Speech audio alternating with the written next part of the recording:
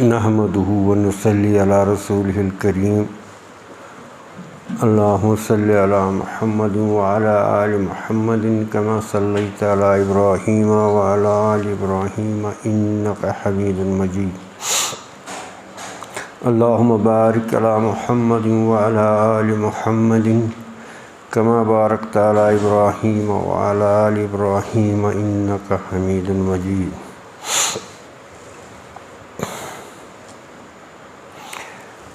قال اللہ تعالی فی القرآن المجید فاعوذ باللہ من الشیطان الرجیم بسم اللہ الرحمن الرحیم ان اللہ مع الذین اتقوا والذین هم محسنون صدق اللہ العظیم وصدق رسولہ النبی الکریم ونحن علی ذلک من الشاہدین والشاکرین والحمد للہ رب العالمین۔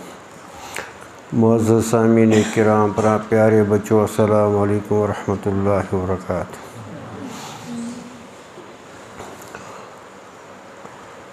آج خیال ہوا کہ ابھی عید الاضحیٰ کی عید الاضحیٰ تھی پچھلے اتوار کو، تو عید الاضحیٰ کے ہی نسبت سے کچھ عرض کیا جائے کہ یہ عید الاضحیٰ جو امت کے لیے مشروع کی گئی، امت کے لیے اس چیز کا انتخاب کیا گیا، عید الفطر اور عید الاضحیٰ، تو اس عید الاضحیٰ میں ہمارے لیے کیا سبق ہیں، کیا لیسنز ہیں، ہم اس کو مناتے ہیں اور ہم نے اس سے کیا کیا سیکھنا۔ عید الاضحیٰ سمجھتے ہو، بڑی عید کو عید الاضحیٰ کہتے ہیں، جو ابھی آپ لوگوں نے بڑی خوشیاں منائی اس میں، تو یہ خوشی کا مقام ہے مسلمانوں کے لیے، لیکن اس میں جو نہایت ہی غامض یہ تعلیم ہے، نصیحتیں ہیں امت کے لیے، کیونکہ شریعت نے کوئی ایسی چیز مشروع نہیں کی کہ جس کا امت کو براہ راست کوئی اس کا فائدہ نہ ہو، یہ خالی ایک تاریخی واقعہ ہو۔ اس سے ہم لوگوں کو کیا سبق سیکھنا چاہیے؟ ہم جو اس وقت ہیں، ہمیں تو ہمیشہ فکر ہونی چاہیے اپنی زندگی کی، ہمیں فکر ہونی چاہیے کہ ہماری نجات کا ذریعہ کیسے بنے، ہم اللہ تعالیٰ کی رضا کو کیسے حاصل کریں، اور اس کے لیے قرآن کریم نے بھی یہ انتظام کیا کہ انہوں نے ان واقعات کو بیان بھی کیا اور ان کی ترغیب بھی دی۔ ٹھیک، اب اس عید الاضحیٰ میں اس کے فلسفے میں بہت ہی عجیب و غریب سبق ہیں، نصیحتیں ہیں اور معجزے ہیں کہ انسان کی عقل دنگ رہ جاتی ہے۔ پہلی چیز جس پر ہم کو، یعنی جس کی طرف ہمیں توجہ دینی چاہیے، اور اس کے بعد ہمیں اپنے آپ کو جانچنا چاہیے کہ پہلی چیز جو ہے وہ ہے درجہ ایمان۔ درجہ ایمان کا درجہ حضرت ابراہیم علیہ السلام کا کیسا تھا، حضرت اسماعیل علیہ السلام کا کیسا تھا، حضرت ہاجرہ کا کیسا تھا۔ اللہ اکبر! یعنی انسان کی عقل دنگ رہ جاتی ہے۔ حضرت ہاجرہ کیا تھی؟ ایک عورت تھی،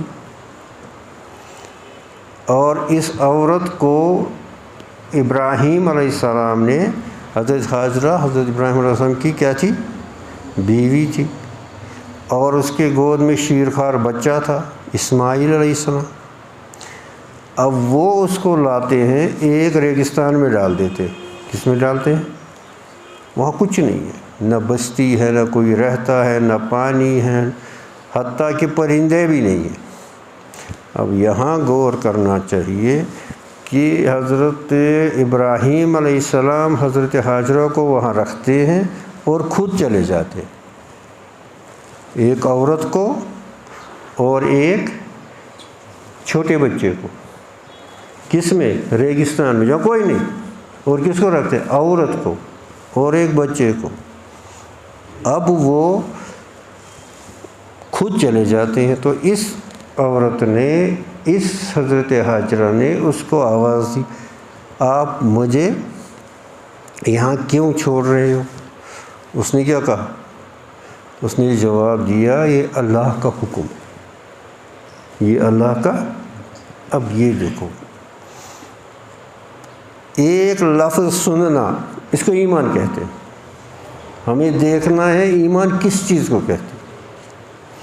ایک عورت اکیلی ہے، وہاں کوئی بستی نہیں ہے، ہمارے یہاں تو بستی بھی ہے، مکان کنکریٹ بھی ہے، پھر بھی لوگ ڈرتے ہیں، پھر بھی بہت انتظام کرتے ہیں اس کے تحفظ کے۔ وہ کوئی نہیں ہے، بالکل ایک بیابان ہے، ریگستان ہے۔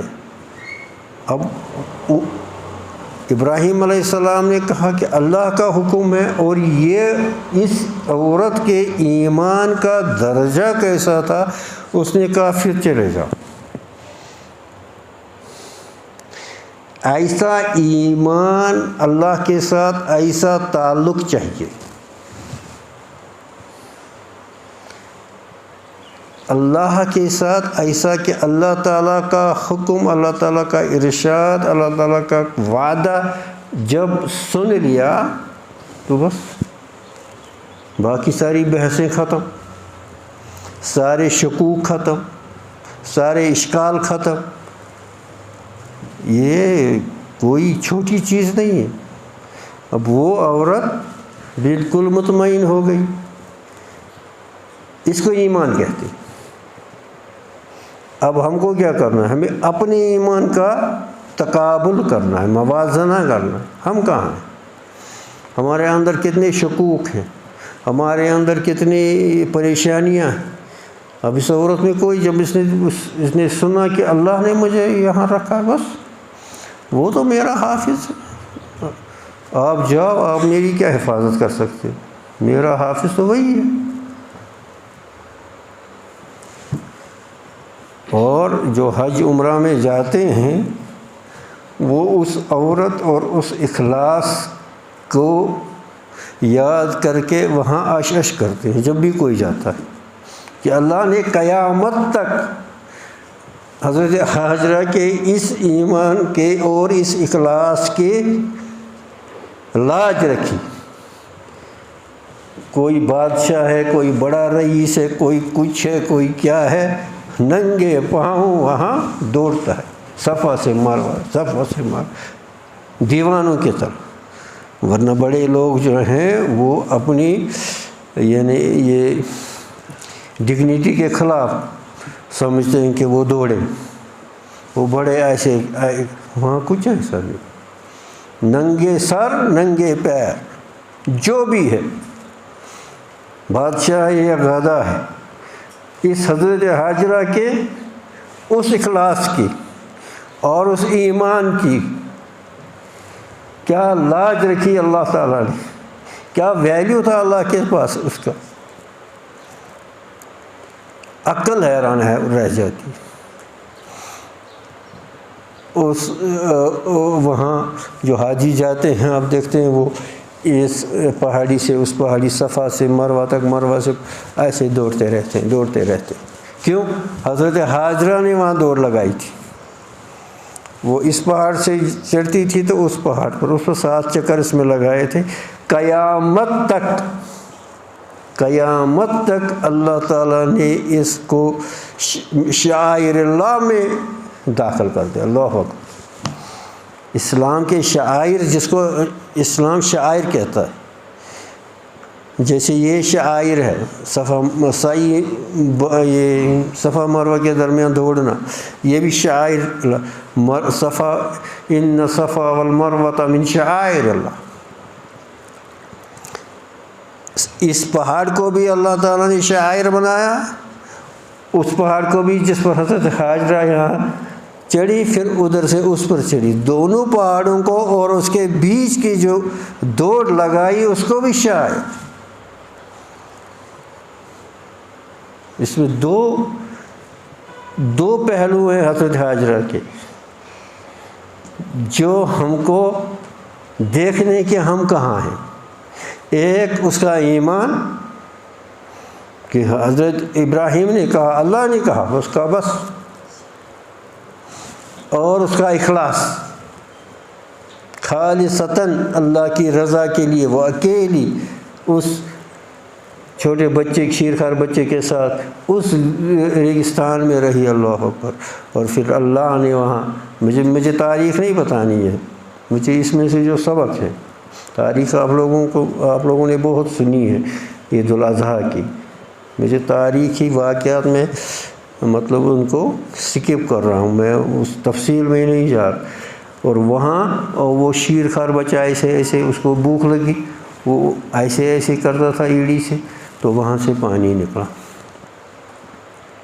جس کو کیا بولتے ہیں، زام کیا بولتے ہیں۔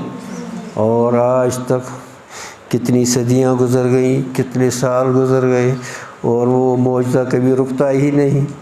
یہ اس عورت کے حضرت حاجرہ اور اس کے شوہر حضرت ابراہیم علیہ السلام کے اس ایمان اور اس اخلاص کا،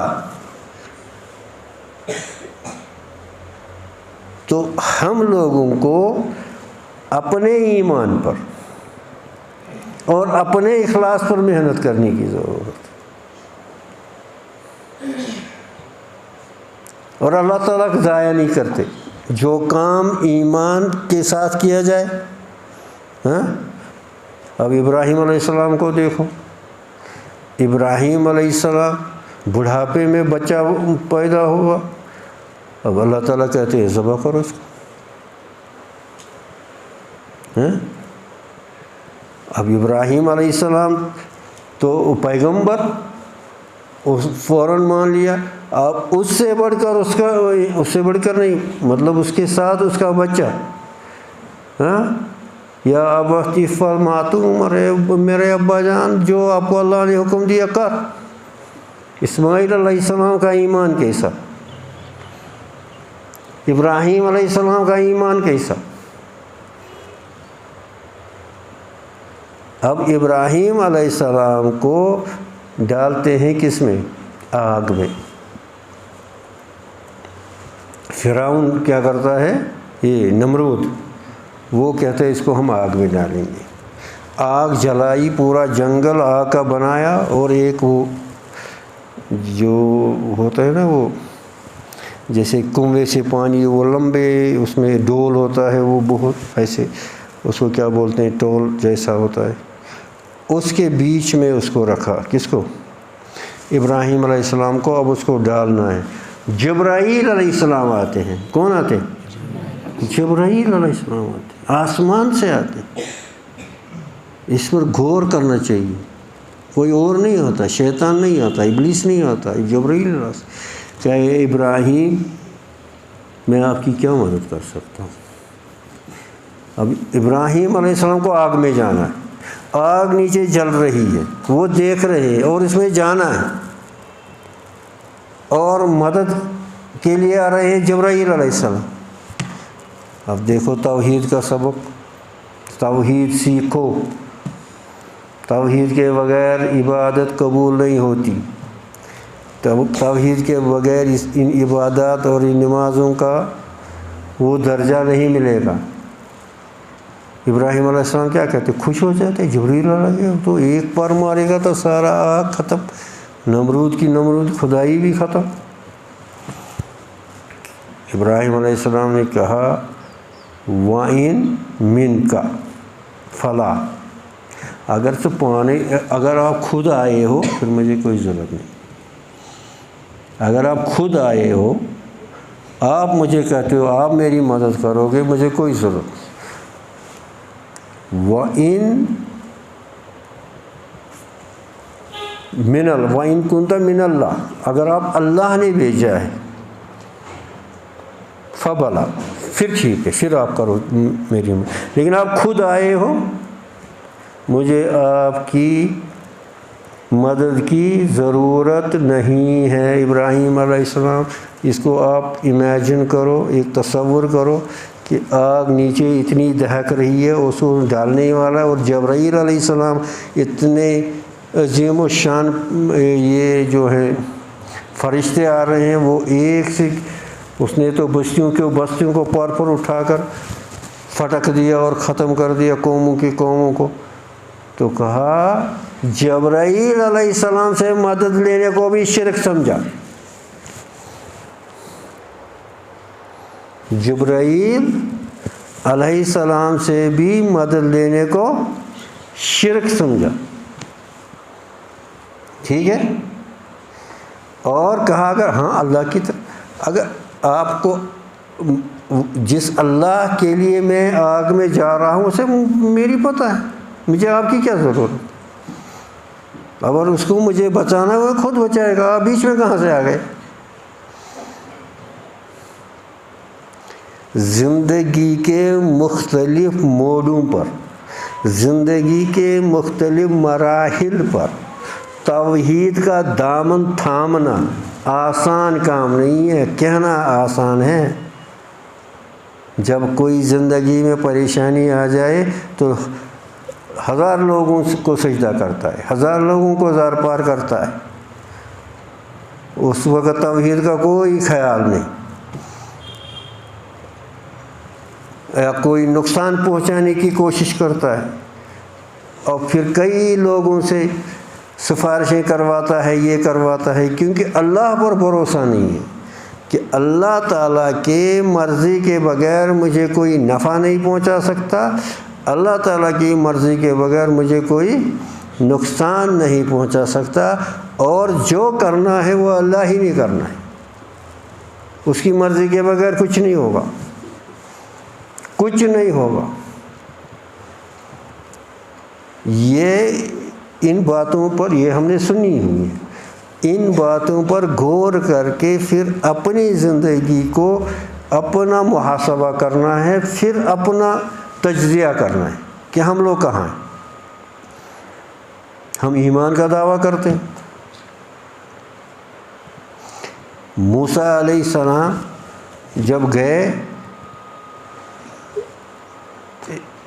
فرعون کو دعوت دینے، فرعون نے کہا آپ جادوگر ہے، اس نے سب جادوگروں کو بلایا، کہا مقابلہ کرو، تو جادوگروں نے آپ نے سنا ہوگا جادوگروں نے کیا کیا، اپنا جادو دکھا دیا۔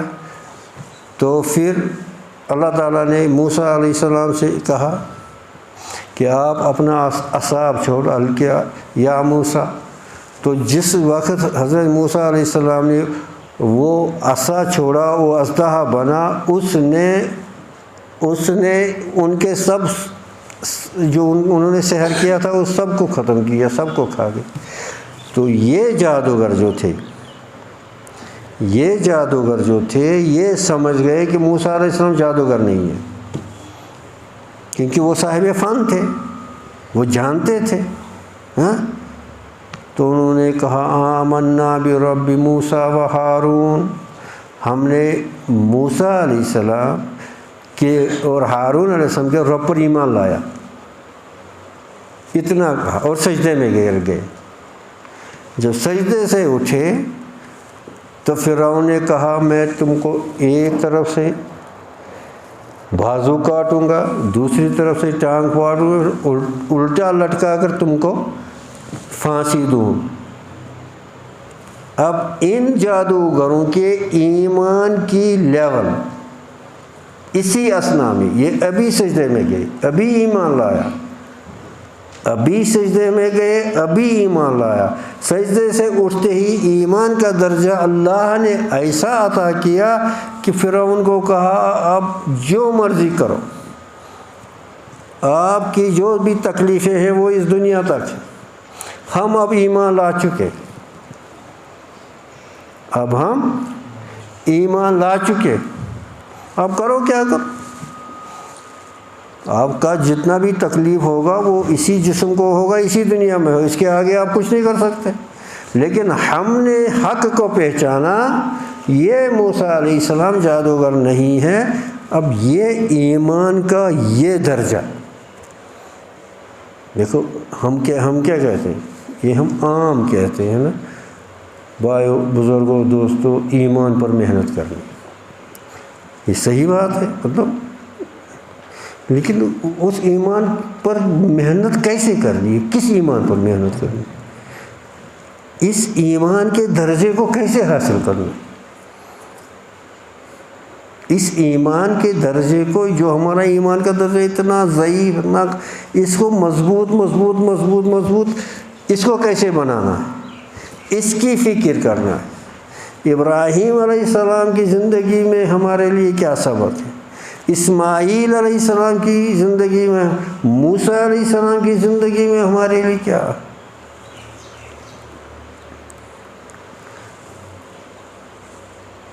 اللہ کے نبی صلی اللہ علیہ وسلم کا ایک فرزند، اس کا انتقال ہو گیا،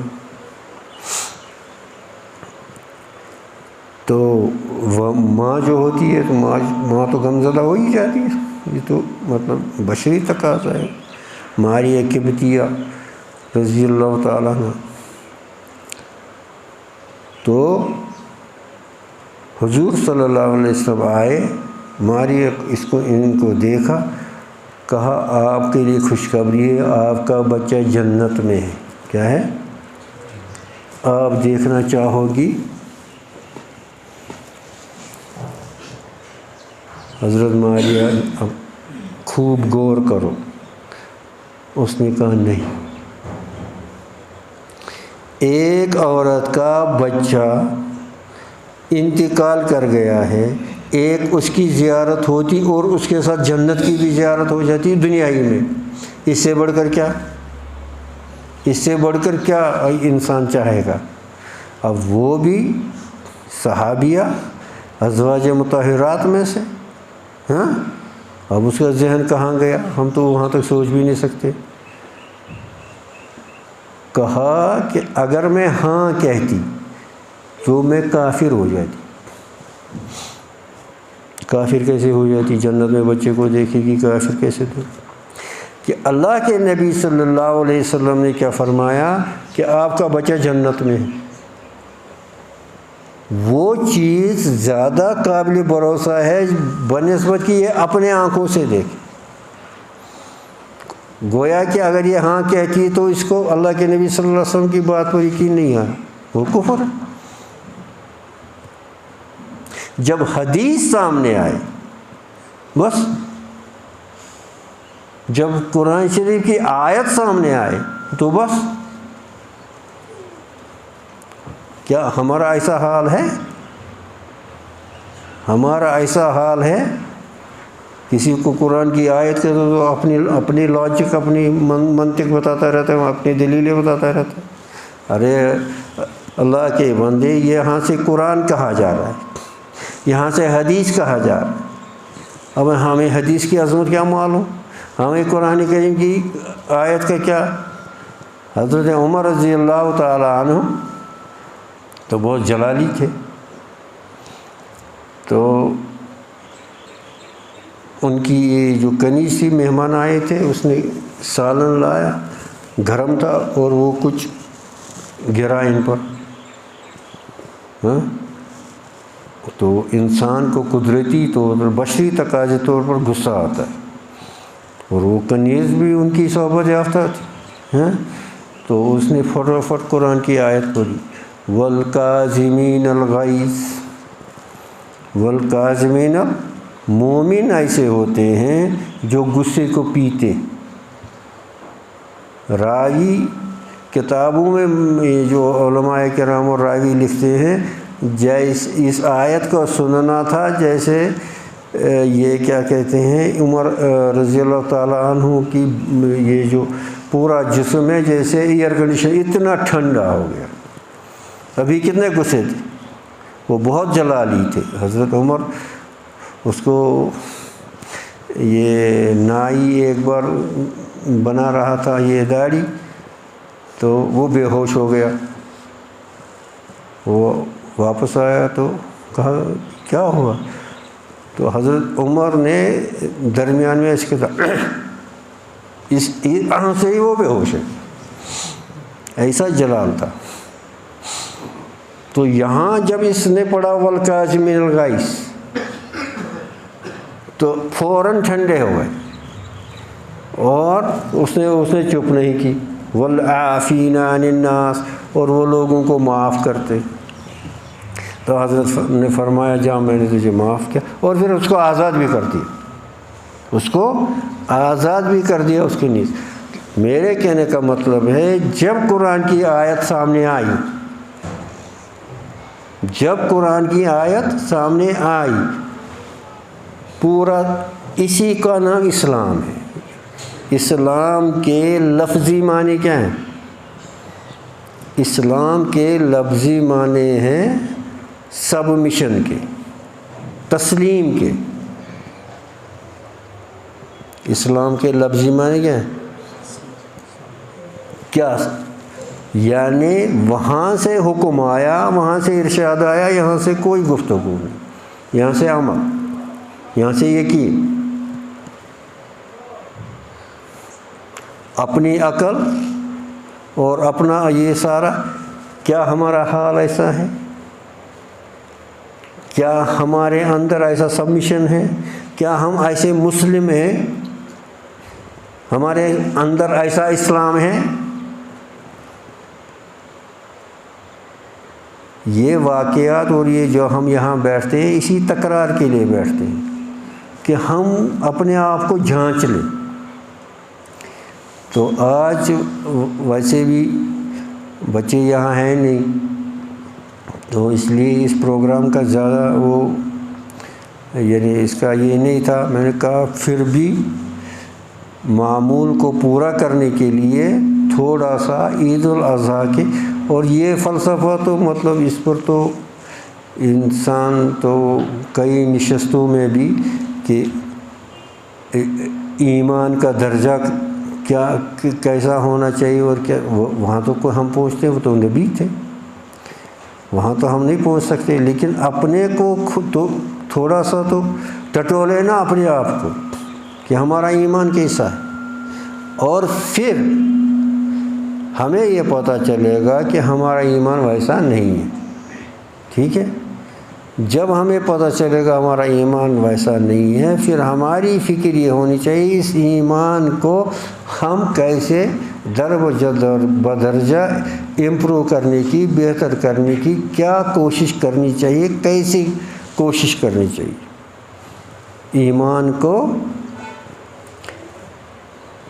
اور یہ فرض ہے، یہ بنیادی کام ہے۔ وہ جو عبادات ہیں ان میں بھی وزن پڑے گا جب اگر ایمان اور اخلاص ہوگا۔ جتنا ایمان اور اخلاص بڑھے گا اتنا چھوٹی سی عبادت میں بھی بہت ثواب ملے گا، ورنہ بہت کچھ کرے گا تو وہاں کچھ زیادہ آخرت میں زیادہ پائے گا نہیں۔ تو اس لیے یہ آج کی جو نشستی تھی ایک جو معمول کو پورا کرنے کے لیے، اللہ تعالی ہمارے ایمان میں برکت کرے، ہمارے اخلاص میں برکت کرے، اور ہمیں صحیح مسلم اور صحیح مومن بننے کی توفیق نصیب کرے۔ وآخر دعوانا ان الحمدللہ، السلام علیکم۔